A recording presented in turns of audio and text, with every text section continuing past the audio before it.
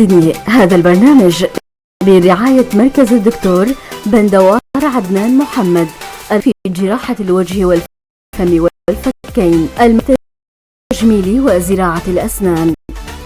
مركز بندوار محمد يقدم كافة الخدمات السنية: تجميل الأسنان، معالجة أحدث الأجهزة والأنظمة، معالجة أسنان الأطفال ضمن المركز تحت التخدير العام، عمليات الزرع بأحدث الأجهزة والتقنيات، عمليات جراحة الوجه والفكين بالأنظمة الحديثة، أسنان بالمواد المستوردة والتقنيات الحديثة، أيضا تجميل الأسنان حديثة وسهلة.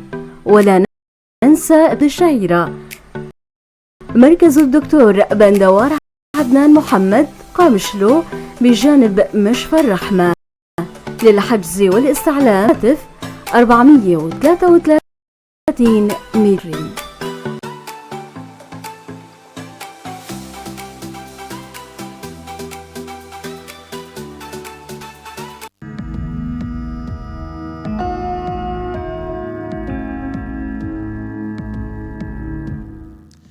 مساء الخير مستمعي ومتابعي إذاعة بوير اف ام على الموجة 103.5 ومشاهدينا على صفحتي الإذاعة راديو بوير وبوير عربي. أهلا وسهلا فيكم بحلقة جديدة من برنامج صحتك في الدنيا. رح أكون أنا معكم من وراء الميكروفون عماد خلف، وضيفي بالاستديو الدكتور بنجين سليمان، اختصاصي بأمراض الأطفال. اسمحوا لي رحب بضيفنا لحتى نبدأ لقائنا. يسعد مساك دكتور. الله يمساكم. مستمعينا إذا حابين تنضموا لنا تأغنوا لقاءنا أي سؤال يخص موضوعنا لليوم اللي هلأ رح نطرحه، فيكم ما تترددوا تتصلوا عبر الاتصال بالرقم الأرضي 429 101 أو عبر رسالة على صفحتي الإذاعة الراديو بوير وبوير عربي. وجه تحية لزملائي بالكنترول شيرين وهيف على البث المباشر. أيضا رح نبدأ لقاءنا اليوم. موضوعنا هو مهم كتير، موضوع الربو عند الأطفال. أكيد رح يكون موضوعنا لليوم. شو هي الأسباب، الأعراض، العوامل الخطورة، والعديد من المحاور رح نناقشها مع ضيفنا الدكتور بنجين سليمان، اختصاصي بأمراض الأطفال. مدخل لقاءنا وموضوعنا دكتور، شو هو الربو كتعريف؟ الربو مرض بيجي نتيجة تحسس بالقصبة، نتيجة مواد محسسة فيؤدي إلى تشنج قصبي بيسبب ضيق نفس وصعوبة تنفس عند الطفل، وممكن يتحول لزرقة، يزرق الولد، وممكن يختنق. فالربو خطورته بهي انه بسبب ضيق نفس. ضيق النفس هذا سببه تشنج قصبي عكوس، سواء بأدوية أو حتى بدون دواء، ولكن نسبة قليلة منهم بدون دواء بيرجع، ولكن الأكثر إنه بحاجة لدواء لا يفك عنه التشنج القصبي. تماما. إذا هذا كان كتعريف. دكتور هلا من شوي يعني حكيت ضمن الشرح انه في شغلات بتهيج هالحالة، بتثير هالحالة. طيب اذا بدنا نتناول موضوع الاسباب والعوامل المسببة لهالحالة هاي، هي بتنقسم لقسمين: اسباب وراثية، يعني لازم يكون في بنية وراثية عند الطفل، يعني حدا من اهله بيكون مصاب بالربو، سواء من ناحية الاب او من ناحية الام. بنشوف عند الجد او الجدة، عند الخالة، عند العمة، ممكن يعني عند الخال او عند العم، نعم. يكون في عندهم ربو. وعوامل بيئية اللي هي الدخان والغبرة والعت والصوف والريش، الأماكن الرطبة مثلا، أماكن رطبة كمان سبب يحرض نوبة الربو. ويمكن الروائح، يعني المواد الكيماوية طبعاً اللي بتنرش طبعاً. بالبيت، المبيدات الحشرية، مبيدات. يعني أي شيء مو طبيعي خارج عن حتى عطور، بخور، كلور. تمام. أحيانا الأمهات يستخدموا الكلور كتير بالبيت، صح، تماما، فبيؤدي له تهيج قصبات، وبالتالي تحريض نوبي. ممكن التوابل دكتور فرض نسويها للحالة هاي كمان أيوة. ممكن. حلو. عم نحاول هيك شوي يعني نداخل تكون المداخلة صح. دكتور هلا شرحك للموضوع هو كان يعني كمان يعني شكل الأعراض. هلا بدنا نطرق على موضوع محور الأعراض. هلا المستمع أو الأب أو الأم اللي هلا عم يسمعونا بنوجه لهم تحية للأبهات والأمهات، أني ممكن يكون عنده طفل ما زاير طبيب بالمرة وعنده هالحالة هاي وعم يعاني من هالحالات ربما بدرجات خفيفة تماما. فكيف بدنا نوصف شكل هجمة الربو أو عرض حالة الربو؟ الحالة بتجي إنه الطفل بيصير عنده ضيق نفس، تنفس جهدي مثلا، وزيز جهد، بيحس إنه صدره بيرتفع وينزل، يعني الولد دائما ضايج هايج مو مرتاح. بيطلب إنه يطلع لبرا، يعني بده هواء، يعني هواء يدخل قصبات. هذا للطفل اللي ما فينه يعني يعبر عن حاله طبعا. أما اللي شوي اللي أكبر بيقول للأهل إنه أنا ضايق نفسي. تماما. وإذا طفل صغير ممكن يزرقوا شفايفه إيديه، زرقة أطراف يعني بتصير. أيوة. كمان هاي الأعراض بشكل عام، الأعراض يعني بشكل عام هدول. بس بدنا نفرق بين التهاب قصيبات شعرية وربو.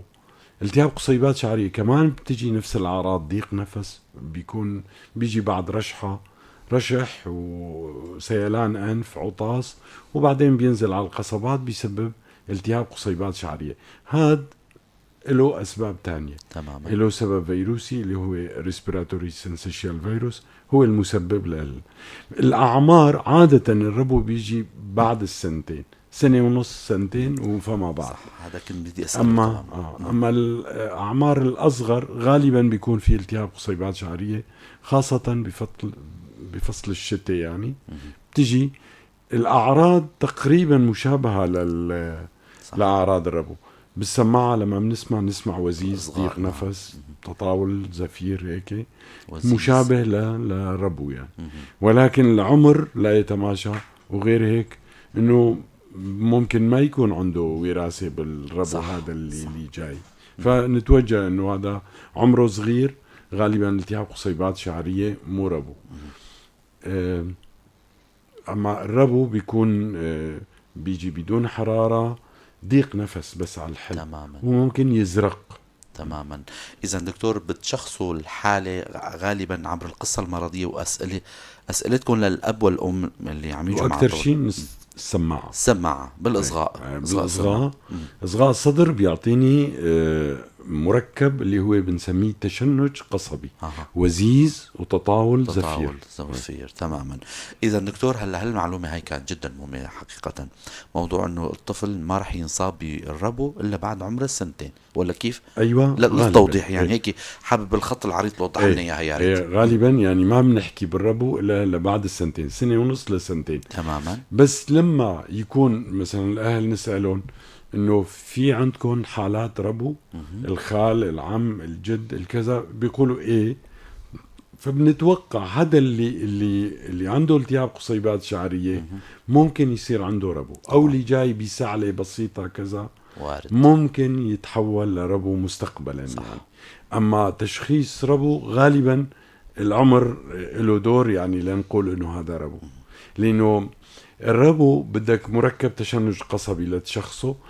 هاد بده ألياف ملساء الدائرية بالقصبات، هي اللي بتتشنج، بتضيق القصبة، وفي بلغم جوات القصبة، فبصير ضيق نفس.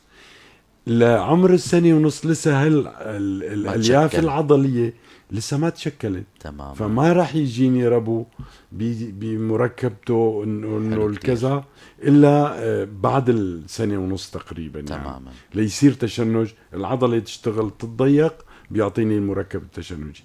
اما الاعمار اصغر لسه العضلة ما في، ممكن يعطيني تشنج بس نتيجة وزمة التهابية داخل القصبة وبلغم داخل القصبة، بيعطي شبه بينه وبين الربو. إذا بيكون توجهكم لمرة تانية هذا كان العمر اللي حكينا. رح أذكر مستمعينا للي عم يسمعونا، أنتم هلا عم تسمعوا برنامج صحتك بالدنيا. ضيفنا بالاستوديو الدكتور بنجين سليمان، اختصاصي بأمراض الأطفال، واليوم عم نحكي عن موضوع مهم جدا وهو الربو القصبي عند الأطفال. ما بعرف إذا شرحناه بشكل صح ولا لا، أكيد الدكتور رح يصحح لنا المعلومة. الربو عند الأطفال هذا هو موضوعنا. حكينا عن الأسباب والعوامل المسببة، عن الأعراض. هلا بدنا نحكي عن موضوع عوامل الخطورة. إذا الطفل هذا ما تعالج، إذا انهمل أو ما تشخص دكتور، ممكن لشو يؤدي عوامل الخطورة؟ الربو عملية عكسية، يعني إذا تركناها كمان ممكن الجسم يتغلب على هالقصة جهاز المناعة يعني. يعني مثلا رح يعاني الطفل من ضيق نفس وكذا، وبعدين آخر شيء رح يفك التشنج ويرجع لتنفسه الطبيعي. تماما. يعني بس إذا ما عالجنا نسبة خطورة وفاة الطفل بيكون أعلى بكتير. صح. من إنه إذا عالجناه يعني. وبالعلاج نعطي طبعا موسع قصبي ونتدخل إنه نمنع هالتشنج أو نفك التشنج، وبالتالي بيرتاح الطفل وبيرجع لطبيعته. إذا دكتور بالكتب تسجلت حالات وفاة نتيجة أزمة الربو مثلا؟ كتير. نسبة وفيات كون الإنسان عم يعيش على التنفس، تمام، على الرئة. أيوة. فبصير ضيق تنفس شديد بيزرق الطفل، أو إنه الطفل لما بيستعمل عضلاته التنفسية تماما. وكأنه هذا الولد عم يركض تماما طول الوقت. طيب بيركض رح يتعب، آخر شيء رح يقعد. صح. وبالتالي العضلات رح تتعب، رح يوقف تنفسه. أيوة. وبالتالي هذا رح يؤدي لوفاة يعني. فإله درجات. لما نحن كنا نشخص ربو بالسماعة باستخدام العضلات التنفسية اللي بنسميها إنه في عنده زلة، في عنده سحب وربي، سحب فوق القص، في علامات زرقة شفاه، زرقة أطراف، زرقة نهايات. هدول كلهم عوامل لنعرف أي درجة. تمام. معطيات هدول. أيوة معطيات. وفي تحاليل بيبين لنا إنه هذا بالدرجة الفلانية يعني. أيوة.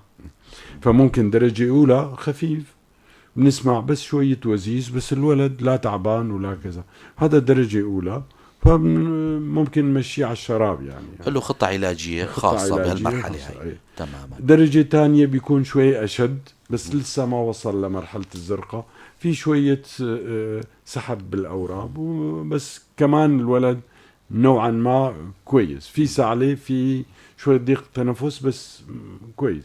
درجة الثالثة بيجي الولد هايج شوي وضيق نفس، بس بده هواء يعني. يرفض الأكل أحيانا. الأمهات ولا ما عاد رضع، لأنه بده تنفس يعني، بده أكسجين. نعم. مرحلة رابعة هاي شديدة، بيكون ازرق الولد، وهذا خطورة بالدرجة الثالثة والرابعة. تمام. بالرابعة ممكن يتوفى يعني. ممكن نسبة عالية أكيد، لأنه هو مرحلة متقدمة أكيد. متقدمة. إذا ما لحقنا وعطيناه وكذا، وأحيانا فوق العلاج بس بيكون الأهل تأخروا كتير، فما عاد تفيد الأدوية. نعم. بذكركم مستمعينا إذا حابين تنضموا لأن طبعا عبر الشاشة الأرقام واضحة، 429-101 للي ساكنين وقاطنين بمدينة القامشلي، فيكم تتصلوا معنا عبر الاتصال بالرقم الأرضي أو عبر رسالة عبر الواتساب 093-82-80-81-4. عبر رسالة أو كومنت على البث المباشر أكيد رح نجاوب على أسئلتكم. نوجه لكم تحية للي عم يشاهدونا. أيضا موضوعنا لليوم عم نحكي عن الربو عند الأطفال. ضيفنا بالاستوديو الدكتور بنجين سليمان، اختصاصي بأمراض الأطفال. يعني حكينا هيك معلومات جدا مهمة وحلوة. دكتور التشخيص، هلأ كل الحكي اللي حكيناه هذا شوي كان معطيات عن موضوع التشخيص. طيب مستلزمات التشخيص، ما يلزم لتشخيص الحالة، يعني تشخيص تفريقي إذا إنه هالحالة درجة أولى، درجة تانية، كذا ربو ولا ما ربو. شو هن الوسائل التشخيصية اللي عندكم حتى تبتوا بالأمر؟ الوسيلة التشخيصية الأهم هي سريريات، لأنه سمع قلنا عنه. تماما. بيجيني بمركب تشنجي بالجانبين يعني وزيز متناظر يعني زفير، فبعرف إنه هذا توجه نحو ربو يعني. بالصورة ممكن صورة أيضا. شعاعية، أخذ صورة شعاعية إذا الأهل مو مقتنعين، أو أنا إذا عندي شك تماماً. ممكن يكون مرافق بذات رئة، خاصة إذا إجا الولد بحرارة، مهم. فأخذ صورة. الصورة بيربو بيجي واضحة، فرط تهوية. أيوة. بيجي الرئة معباية هواء، يعني الأضلاع لما بنعدهم وفي تسطح بيكون بالحجاب الحالي، أيوة. طبيب الأشعة بيكتب إنه فرط وضاحة أو إنه تماما. فرط تهوية عند المريض، فهذا بيوجه أكيد. نحو الربو. تماما. دكتور، من شوي حكيت موضوع التحاليل أيضا، هو يعني شيء يعني يأكد أو الحالة كمان تاخذوا مثلا جملة من التحاليل. أهم شيء بهالأحوال هاي غازات الدم. أيوة. وغازات الدم صراحة عنا ما متوفرة. غازات الدم بيشخص، لأنه بيعطيني بي اتش الدم. أيوة. وبيعطيني PCO2 يعني اللي هو غاز ثاني أكسيد الكربون، هل هو مرتفع بالدم ولا لا. تماماً. بيعطيني الأكسجين. أيوة. أكسجين الدم نقص ولا لا ولا طبيعي. وبيعطيني البيكربونات. فلما CO2 بيرتفع نتيجة حبس هواء داخله، فالطفل ما بيتخلص من CO2 طبعا، بالتالي بيزداد بجسمه تراكم، فبيؤدي إلى حماض تنفسي. أيوة. حماض تنفسي بالدرجة الأولى، يعني قلنا أنه 4 درجات. درجة أولى لما أعمل غازات الدم بلاقي أنه بالعكس في قلاء تنفسي. أيوة. لأنه الولد بيتنفس بسرعة، أها. وبالتالي بيؤدي لطرح CO2 كتير فيتحول لقلاء تنفسي. أيوة. فلما نشخص أو نشوف غازات الدم قلاء عنده، هذا لا يعني إنه والله المريض منيح أو لا، هذا درجة أولى ربو. بالدرجة الثانية بيرجع ممكن يكون طبيعي، الغازات الدم بيرجع للطبيعي، أول شيء قلاء بعدين يرجع للطبيعي، وبس بالفحص أعراض ربو. أيوة. بالقصة السريرية بتوحي بربو. الدرجة الثالثة بيجيني بحماض تنفسي. نعم. بس ما وصل لمرحلة الخطورة. الدرجة الرابعة بيجيني حماض تنفسي شديد، البي اتش أرقام 7.1 7.1 ونص، أرقام عالية.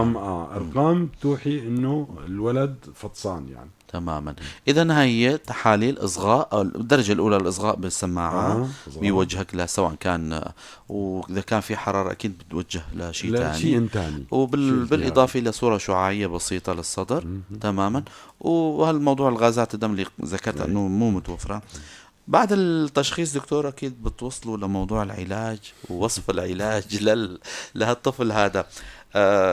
إيمت بيحتاج الطفل لعلاج تلطيفي بمنزلي، وإيمت توجهوا أنه هذا الطفل بحاجة لمكث بمشفى وإجراءات أخرى ما رح أترك التفاصيل لكم. الدرجة الأولى قلنا أنه الولد حيويته كويسة، ودرجة ثانية كمان كويسة، فممكن يتعالج بموسعات قصبان وبخار إرزاز للسالبوتامول اللي هو كمان موسع قصبي، فبيمشي الحال يعني أغلبية المرضى يعني.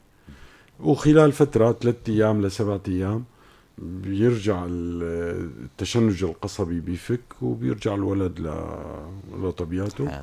بالإصغاء بالمراجعة بنلاحظ إنه ما عاد في وزيز يعني. والولد رجع على رضاعته أو رجع لأكله وكذا، وطبيعي وحيويته طبيعية. تماما. أما درجة ثالثة هدول بيحتاجوا مشفى، يعني خوفا من إنه تدهور أوضاعهم. فمفروض إنه ينقبل بالمشفى، يتعلق له سيروم يكون خط وريدي مفتوح. نعم. بحيث نعطي أدوية إذا احتاجنا أدوية سريعة. وجلسات الإرزاز رح نكثفها بحيث إنه يفك التشنج القصبي، وهون رح نستخدم الكورتيزون. تمام. هون بيجي دور الكورتيزون. أما درجة أولى وثانية ممكن ما أستخدم الكورتيزون، بس درجة ثالثة قطعا رح أستخدم الكورتيزون. بكورتيزون سريع بحيث إنه يروح لي الحساسية اللي صارت يعني. نعم. فالولد بيرجع لحيويته أبكر. تمام. الدرجة الرابعة درجة رابعة بصراحة فورا نعم. بده عناية مشددة، تنبيب، نحطه على جهاز تنفس اصطناعي. أيوة. غازات الدم بيكون سيئة جدا. تماما. معايرة الجهاز طبعا. معايرة الجهاز بحيث نصلح له، وكل نص ساعة نعمل له غازات الدم أيوة. لا يتجاوز المحنة يعني. تماما. بعد ما يرتاح صدره يرتاح ساعتها بنقلبه على نظام تاني، نظام مساعد. أول شيء نظام كنترول، بعدين تمام. نظام SMV بحيث مساعد يكون. تماما. نص من الجهاز. وبعد منا نحطه على السباب وينفصل تماما حتى ينفطم عن الجهاز، تحضير لمرحلة الانفطام. أيوة. حلو كتير الشرح حقيقة، ونتمنى لجميع المستمعين اللي عندهم أطفال أو سواء السلامة لجميع الأطفال. الأخ نضال كاتب لنا سؤال دكتور مهم هو حقيقة، أنه يسعد مساكم، هل يتطور الحساسية إلى الربو وكيفية الحد من التطور؟ سؤالك طرحنا للدكتور نشوف الجواب. الحساسية ما نسمع موضوع الحساسية. موضوع الحساسية في كتير أطباء أنه أي سعلة أنه شو هان معه يلا هذا حساسية. أو إذا مثلا عطى دواء وما طاب بيسألوا الأهل بيقلقوا أنه هذا حساسية خلاص يعني. لا، في مواصفات معينة لربو، أي تحسس بالصدر هو ربو. تمام. يعني ما في شيء حساسية جلدية، في شري بنسميها حساسية جلدية، وربو بنسميها حساسية صدر. تمام. في شيء اسمه التهاب أنف تحسسي. لما يعطس المريض ورا بعض، هذا بنسميه حساسية أنفية، التهاب أنف تحسسي. بس بالأنف موجود. تمام. أما لما التحسس بيكون بالجهاز التنفسي هو ربو. ما في شيء اسمه حساسية تماما بدون ما يكون ربو يعني. أكيد يعني. يعني حقيقة بظن أنه المعلومة وصلت الأخ نضال، وإن شاء الله استفدت من شرح الدكتور للموضوع.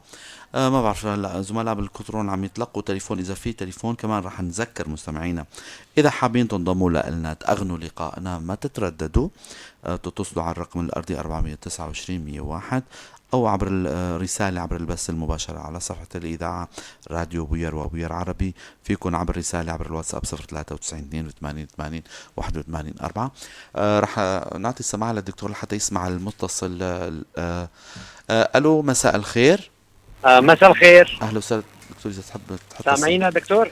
هاي الدكتور عم يسمعك. الله يعطيكم العافية. مشكور دكتور بنجين، مشكور سيد عماد على الحلقة هاي. ممكن تعرفنا عن حالك؟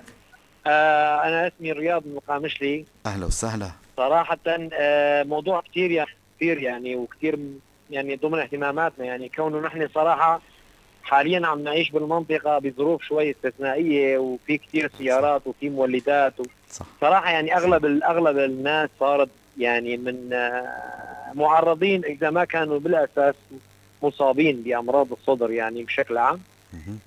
فما بعرف يعني شو يعني الأطباء تبعنا شو يعني عندهم النشاطات اللي تنسق مع الإدارة قدر الإمكان للتقليل من الدخان، من عدد السيارات، من المولدات بالشوارع. يعني صراحة عم نشوف قدامنا إنه نحن عم نوزع المرض يعني. فما بعرف يعني هذا صحيح مو سؤال طبي، بس أنا صراحة يعني كتير بتأثر بهالموضوع، كونه نحن وأنا وعائلتي كتير انضرينا من وراء هذا الدخان والوسخ هذا. فشكرا لكم والبرنامج، اتمنى لكم توفيق. أهلا وسهلا. ممكن إذا سؤال إنه حضرتك شو بتشتغل؟ أنا صراحة بشتغل موظف. تماما. شكرا لك يعني بين المولدات. شكرا لك الأخ رياض على المداخلة. ونحن طبعا همنا الوحيد هو أنه نوصل الفكرة سواء كان للمستمع أو للجهات المعنية. برنامجنا هو توعوي، نوصل معلومات صحيحة من أطباء مختصين من خيرة الأطباء المنطقة، بنستضيفهم وهن مشكورين جدا فردا عبر منبر بوير وإدارة إذاعة بوير. بنتشكر كل الأطباء اللي ما عم يقصروا معنا نهائيا هاي عبر منبر بوير. شكر خاص لجميع أطبائنا اللي هن بيجوا على هالاستديو وبياخدوا من وقتهم وبيجوا يعطونا معلومات دائما على قدم وساق، معلومات حديثة. يعني ما بعرف كيف بدي تشكرون طبعا الأخ رياض. شكرا لك أيضا على المداخلة والملاحظة المهمة جدا حكيتها. ونحن اخترنا هالموضوع هذا اليوم كمان أنه موضوع آني، موضوع ملامس للواقع حقيقة. ألف شكر لك الأخ رياض، وطبعا دكتور بنجين كمان مشكور على حضوره الجميل ومعلوماته القيمة، ونتمنى عسى ولعل يستفيدوا منا المستمعين، وهو برنامج طبي توعوي. فدكتور رح ننتقل لموضوع إنه كنا عم نحكي عن موضوع العلاج. جيهان لنشوف إذا في حدا كاتب سؤال لننتقل لموضوع آخر محور وننهي لقائنا. معي تحسس، عم بلبس كمامة، تمام عليك العافية إن شاء الله. عم تشرب أمور هاي العشاب يعني لتساعد نتمنى لك السلامة. ما كان في شيء سؤال. بتوجه للدكتور بنجين بنصائح وقائية أو للأبهات والأمهات، يعني إنه كيف يوقوا أطفالهم بهالظروف الحالية قدر المستطاع أنه ما ينصابوا بهالحالات أو حالة الربو. نترك المايك للدكتور. مشان السؤال للأستاذ رياض، شكرا له على سؤاله ومداخلته. طبعا الدخان شغلات البيئة بلدنا فعلا بحاجة للتنقية يعني صح. وكل الظروف مهيئة للأولاد يصير عندهم ربو. قلنا عاملين هن اللي بيخلقوا الربو، العامل الوراثي صح. وعامل البيئي. العامل البيئي جاهز يعني بصراحة. نعم. دخان المولدات، دخان السيارات، بالأصل منطقتنا في غبرة وفي كذا. بالأرياف في روث الحيوانات، الحيوانات، تربية الأغنام. نعم. والهدول تربية الطيور والدجاج نعم. هي كلها عوامل بتسبب انه نوبات ربو. نعم. وإذا كانت شديدة ممكن يحصل وفاة يعني صح. للطفل يعني. نعم. فبنتمنى من الجهات المعنية انه ياخذوا بعين الاعتبار تماما هذول انه كل هالعوامل عوامل خطورة على الإنسان اللي عايش بهالمنطقة. دكتور يعني ممكن مثلا بالسنين، مثلا بعد 10 سنين 15 سنة 20 سنة تأثر هالشي هذا موضوع التلوث البيئي مثلا خلق جيل مشوه؟ شو بيصير يعني بيزداد السرطانات يعني. أيوة. مستقبلا انه يزداد الحالات الربويه يعني. تماما. نوبات الربو تزداد وحالات الوفيات تزداد. نعم. وممكن اللي اذا ما توفى انه يضل معه فتره اطول كونه البيئه مهيئه، هو وراثيا مو ذنبه مثلا عنده بنيه حرضيه، بنيه جاهزه انه ينصاب بالربو. فموضوع وجوده ضمن الدخان والتلوث البيئي هذا أكيد راح يصير عنده نوبات متكررة وما تروح منه لعمر طويل يعني. نعم. إذا أكيد. ما بعرف إذا ضل عندك شيء تقوله دكتور لننتقل موضوع النصائح لننصح الآباء والأمهات.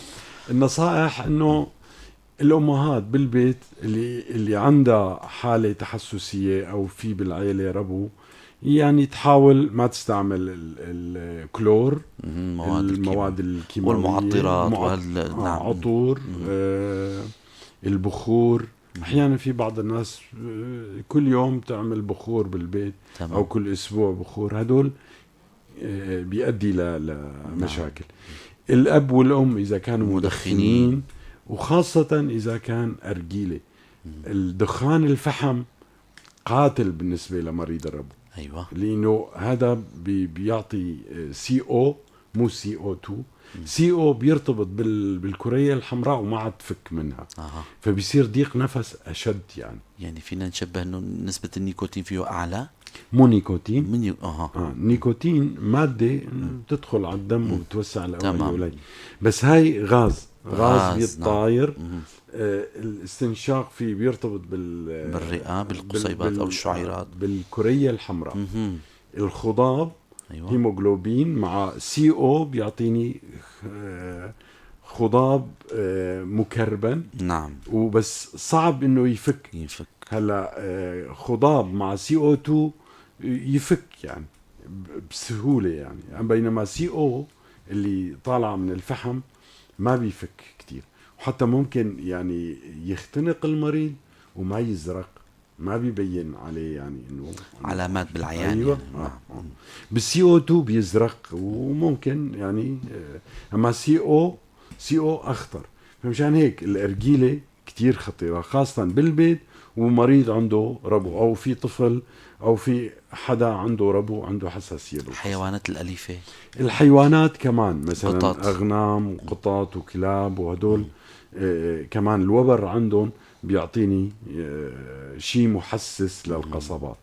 الطيور كمان بيحسسهم، وغبرة المنازل يعني الثياب والفرشات والمخدات، الصوف. أيوة. هدول خطورة. والريش. والريش كمان. تمام. فلازم اللي عنده ربو يعني يكون الفرشة دارك المواضيع هاي قطن او الشغلات اللي ما بتعطي ما فيها هالشيء اللي ذكرته. تماما. مشكور على المعلومات القيمة دكتور بنكين، وعلى الحضور الجميل. ألف شكر لكم، أخذتوا الوقت كتير دكتور وعذبناكم.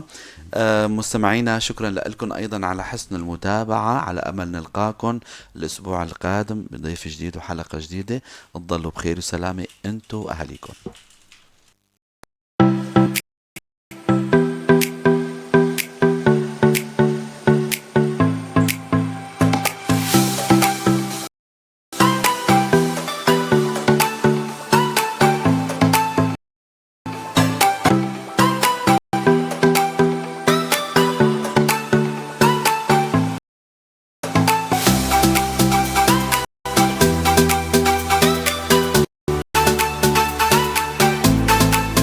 صحتك بالدنيا. هذا البرنامج برعاية مركز الدكتور بندوار عدنان محمد، الأخصائي في جراحة الوجه والفم والفكين. المركز مختص بالتجميل وزراعة الأسنان.